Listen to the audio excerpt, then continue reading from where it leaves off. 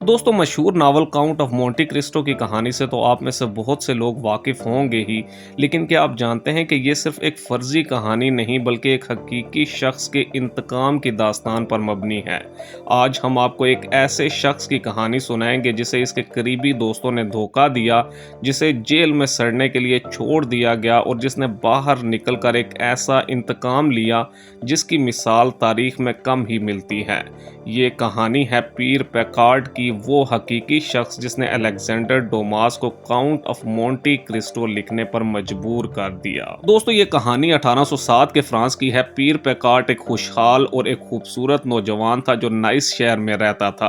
वो एक दौलतमंद खातून से मोहब्बत करता था और इससे शादी करने वाला था, लेकिन इसकी खुशहाली और खुशकिस्मती इसके 3 दोस्तों को हजम ना हो सकी।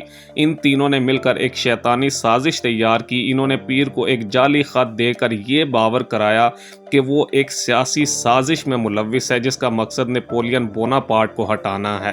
इस जुर्म में पीर पैकार्ड को गिरफ्तार कर लिया गया और इसे फेनस्ट्रेल के किले में कैद कर दिया गया, जहां से फरार तकरीबन नामुमकिन समझा जाता था। दोस्तों पीर पैकार्ड को 7 साल तक एक तन्हाई की कोठरी में रखा गया जहां ना रोशनी आती थी और ना हवा का गुजर होता था।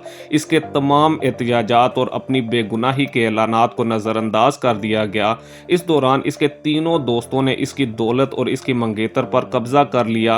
कैद के दौरान पीर की मुलाकात एक बूढ़े अतालवी पादरी से हुई जो इसकी ही कोठरी में कैद था। इस पादरी ने न सिर्फ पीर को तालीम दी बल्कि अपनी मौत से पहले इसे एक खजाने के बारे में भी बताया जो इटली में कहीं दफन था।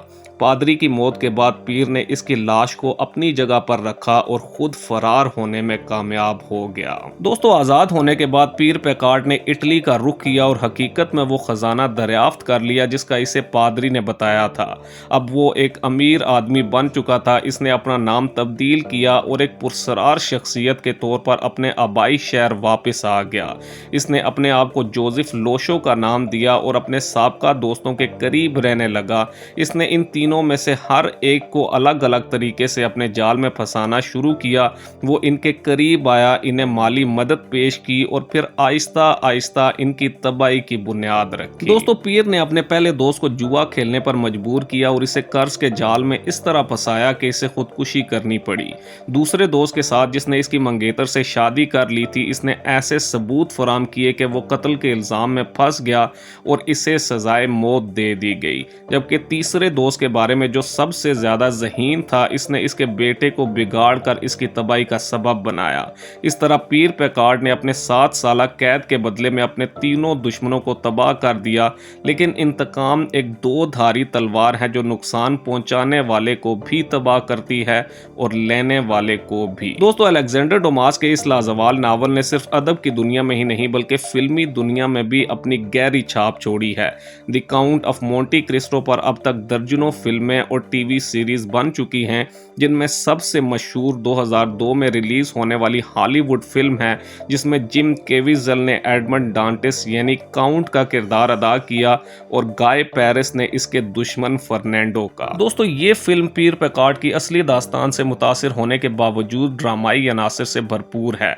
जेल की तारीकी, कैद की अजियत, खजाने की तलाश और फिर एक शानदार इंतकाम की मंसूबाबंदी। फिल्म ने इसकी कहानी को जदीद सिनेमा के अंदाज में पेश किया, लेकिन इसके पसे पर्दा मौजूद पैगाम वही रहा कि इंसान को तबाह नहीं किया जा सकता जब तक वो खुद हार ना माने।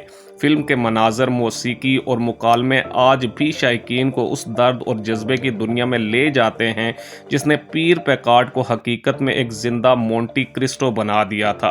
और यही वजह है कि चाहे वो 19वीं सदी का पेरिस हो या आज के दौर का, इस कहानी का असर आज भी वैसा ही ताकतवर है। दोस्तों पीर पैकार्ड की कहानी सिर्फ इंतकाम की नहीं बल्कि हौसले, सब्र और इंसानी अज़म की कहानी है।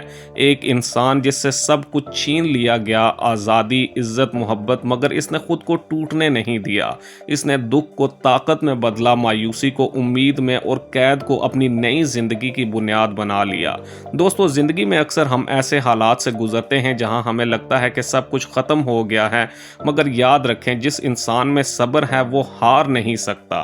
कभी कभी किस्मत हमें तोड़ती नहीं बल्कि हमें मजबूत बनाती है। दोस्तों पीर पैकार्ड का इंतकाम शायद ज़ाहिरी तौर पर एक बदला था, मगर दर हकीकत वो इसके उसके अज़म और ईमान की जीत थी। इसने दिखाया कि अगर तुम अपने दिल में यकीन रखते हो तो दुनिया की कोई ताकत तुम्हें हमेशा के लिए कैद नहीं रख सकती। अगर तुम ज़िंदगी के किसी अंधेरे मरहले में हो, अगर सब कुछ तुम्हारे खिलाफ लग रहा है, तो याद रखो शायद तुम्हारी कहानी का सबसे खूबसूरत बाब अभी लिखा जाना बाकी है।